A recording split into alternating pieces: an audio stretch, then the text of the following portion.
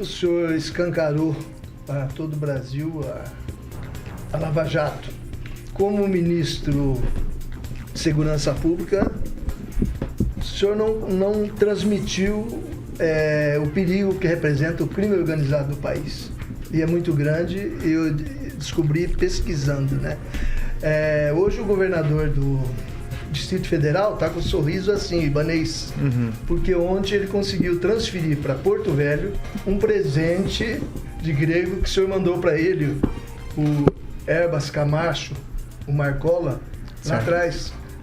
Então, e naquela ocasião, acho que a imprensa não divulgou muito, o senhor estava preocupado que o presidente Bolsonaro estava internado em São Paulo e o PCC estava meio atiçadinho e havia possibilidade de voltar aquele ataque a São Paulo, como ocorreu uma vez, né, em 2006, em maio de 2006. Aí o senhor conseguiu pegar as lideranças do PCC e transferir para Brasília, justamente para ficar longe das autoridades que estavam lá em São Paulo e que São Paulo que era um terreno mais propício para manifestações.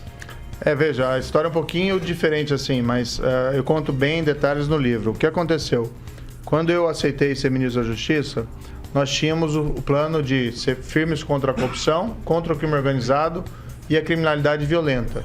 E a gente desenvolveu uma série de programas. O programa Vigia, que inclusive quem ajudou a fazer foi um agente da Polícia Federal, o Eduardo Bettini, aqui de Maringá, que foi um bom programa de melhor controle das nossas fronteiras.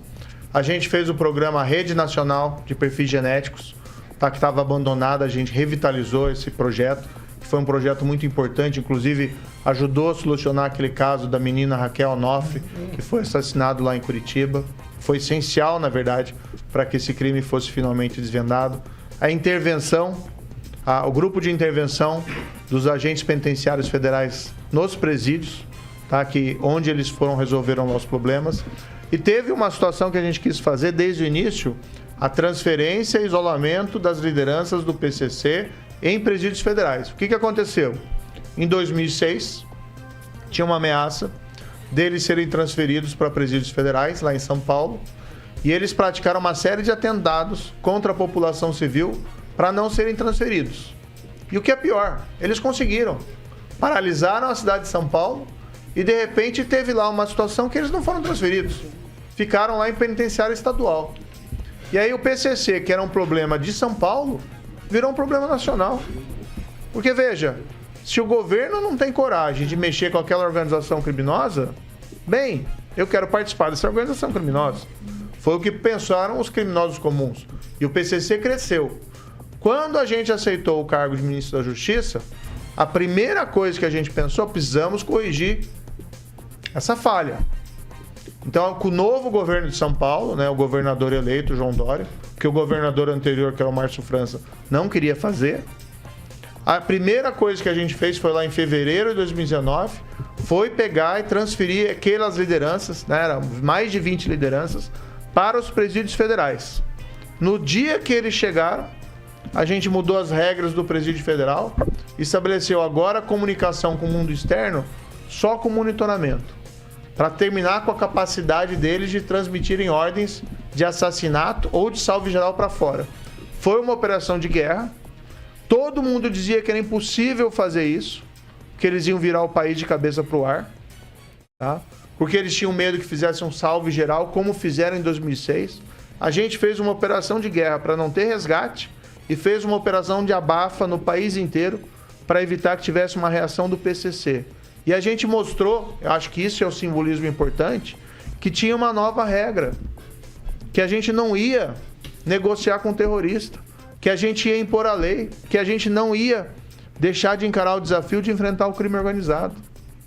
Isso foi essencialmente importante. O Marcola acabou indo para Brasília. No primeiro momento ele foi para Porto Velho, presídio federal. Depois nós trouxemos ele em Brasília por questões estratégicas, que a gente entendia que ali era o melhor lugar para ele ficar.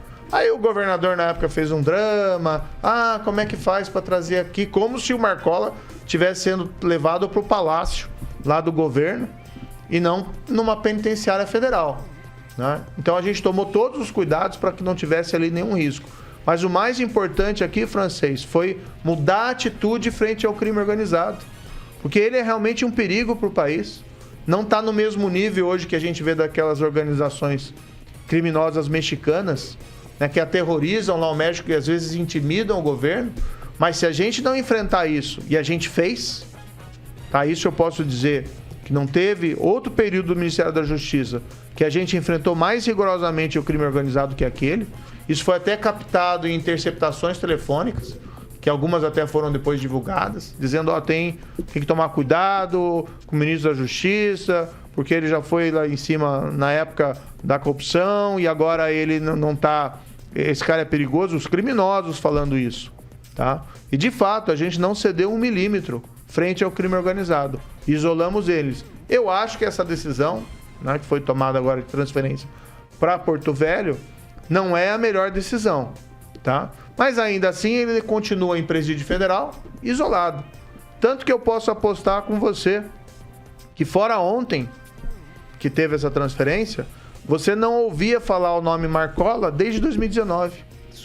Sumiu, porque a gente fez o game over, a gente mudou as regras, né? A gente estabeleceu um novo parâmetro. Antes a gente ouvia toda hora, né, que era o chefe do crime, que ninguém podia enfrentar, que o PCC é invencível, a gente foi lá e enfrentou. Porque a gente não recua de desafio. E é a mesma coisa que a gente está dizendo que vai fazer agora. Dizem que o Brasil não tem condições de voltar a crescer, que não tem condições de combater a pobreza, que a gente não tem condições de combater a corrupção, que a gente está fadado a ser um país de segunda classe. A gente não pode acreditar nisso. Agora, a gente tem que ter vontade de realmente mudar as coisas.